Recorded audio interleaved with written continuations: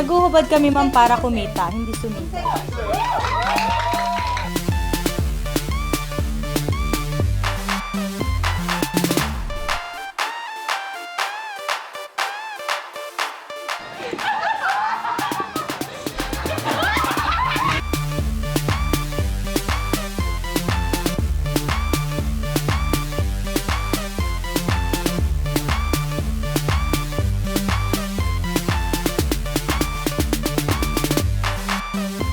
Gabi po sa inyong lahat. Ako, napaka-exciting po ang linggong magdadaan. Dahil nga ang ating mga sexy challengers ay talagang mga palaban.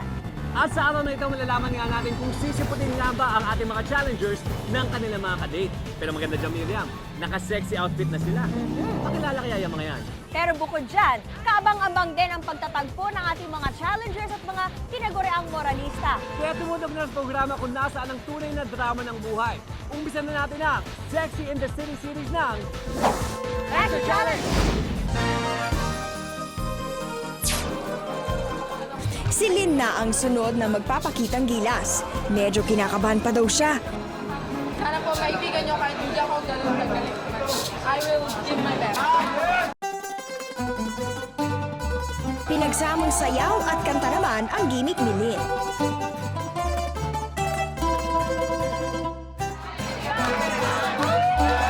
Kung kanina'y kabado siya, abay ngayoy humahataw na.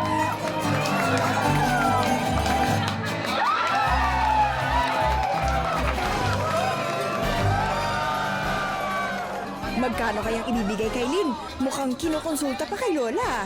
Aba, mukhang bata yata ang magdidesisyon. Wow, grabe! Ang galante! 500 pesos na din ang natanggap ni Lynn. Kina-expect ko 100, ganyan, 200. Parang, di ba sa panahon ngayon, malaking bagay na to. O, Camille, ready ka na? Ikaw na sunod. Medyo parang lalagnatin daw yata si Camille. Pero, the show must go on, ika nga. Kakaiba naman ang gimmick ni Camille. Pag-awit ng kanyang aray na may kasamang lambing at pangaakit. Tiba-tibang lalaking ito.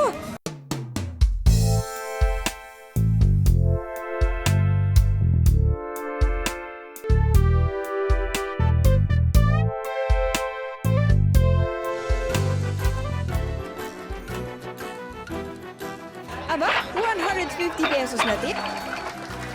It's better than nothing. Actually, kahit 20 pesos, 10 pesos, it's okay. Kahit 1 peso, it's okay. At least nagkatip ako. At least like, na-appreciate. Pero sino kaya sa tingin ng mga kumbanseros ang pinakamagaling sa challenge na ito? Si Lynn. Yes, hindi maiilang sa kanya, hindi magdadalawang isip na bigyan siya ng tip dahil hindi siya hindi siya mahiyain, hindi naman siya masyadong wild. Aba, tamang-tama. Siya din ang may pinakamalaking tip. Kaya 10 points para sa'yo, Lynn. Matapos ang challenge na ito ay tuloy pa rin ang kasiyahan. Siyempre, ni-request din ng lahat na kumanta si Ethel Buba. Pero ito talaga si Ethel, kahit ang staff ng Kamayan ay hindi pinalagpas.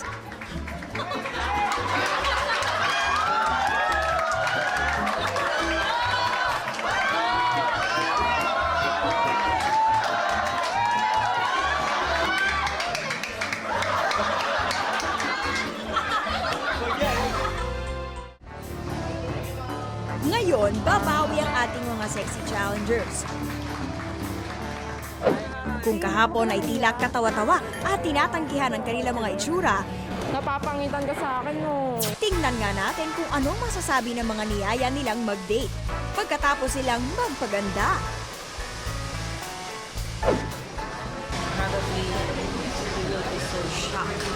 Masusurprise siya kasi yung itsura ko iba. Tsaka baka maalala na niya ako. Kasi pareho kami ng ano dati, ng college. Shock siya.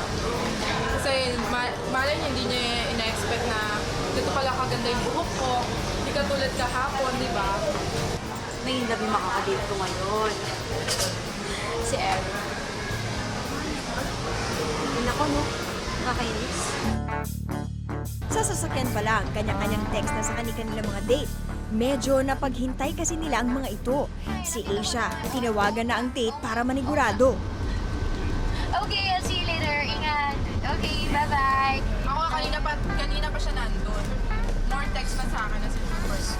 Yung sa akin, kagabi pa. Oo, ako din. Naku, muntik nang abutan ng dilim sa paghihintay sa Celadon Restaurant ang date ni Camille na si Emmanuel. Ano naman kaya ang ine-expect niya sa makakadate niya ngayon? In-expect ko pag paano na siya ng paayos siya, di ba? Mag-aayos siya, syempre. Tapos yun, sana maayos naman, okay. Oh, ayan na pala si Camille. How are you? Para ka nakakita ng multo. Ako nga. Diba sabi mo sa akin magpareban? Aba, hindi ba kapaniwala? Mukhang ibang-ibang reaction mo nung uno mo siyang nakita. So, okay na ako. Nagpa-pluck na ako na kilay. Ito ba talaga yun? Ako nga. Parang ayaw niyo maniwala, no? Naks, mukhang nabighani na kay Camille ang date niya. Tensionado ka. Kagabi, you're so relaxed. I mean, why? I mean, why you say yes to an ugly woman? A woman asks you for a date, ganon. And then suddenly you said yes, even though she's so ugly, and you don't know her. One thing, you don't know her. Curious ako eh. Sabi ko, di ba talagang klaseng babae yun, di ba? Aha.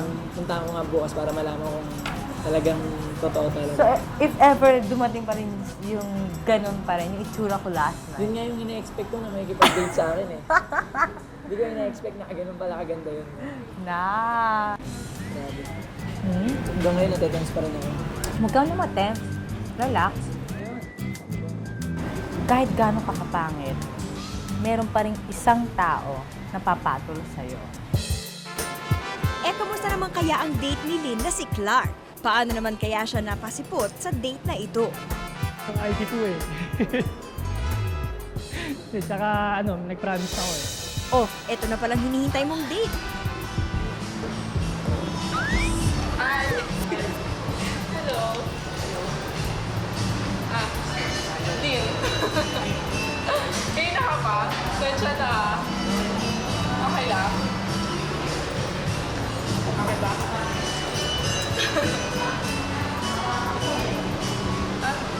Eto, nagpapito ko na yun.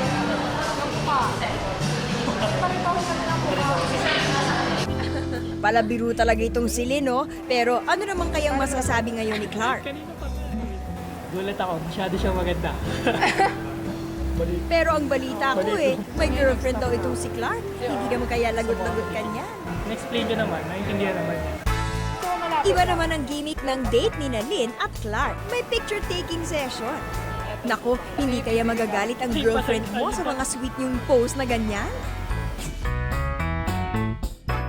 On time din dumating ang mga kadate ni na Asia at Ethel. Pero mukhang desidido naman talaga sila sa pagsipot, hindi ba? I'd like to get to know the person better. The person beneath the thick eyebrows and the silly hair and the dress. Kaya naman hindi ko siputin eh. Tsaka, kumbaga, parang ano na sa akin to. Malay mo. Aba, malay mo nga naman.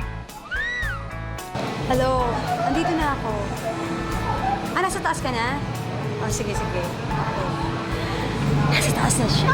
Nauna kasi sa akin. Kapal ng mukha. Hindi mo na naghintay.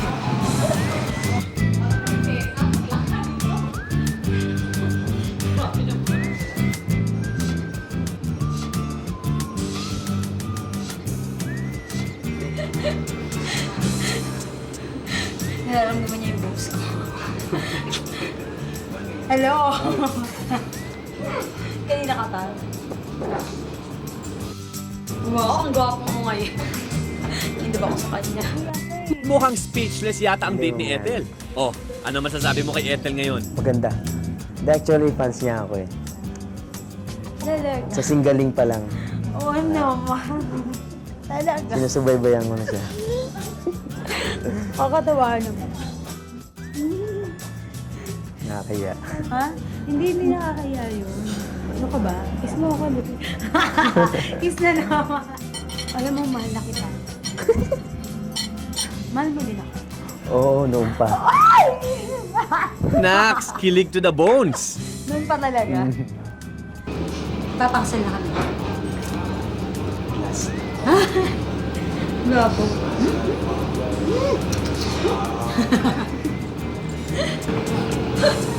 Pwede mo naman, kuya. Wow, pang mayaman na naman.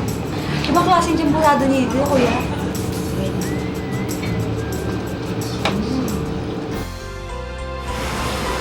Alright, here we are. Here's the date.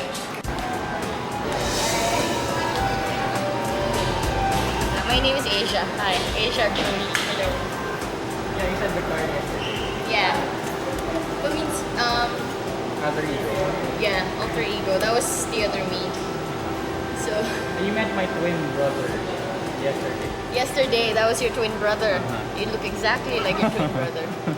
Teka. Mukhang kayo lang nagkakaintindihan dyan ah. Bukod sa parehong university na pinanggalingan.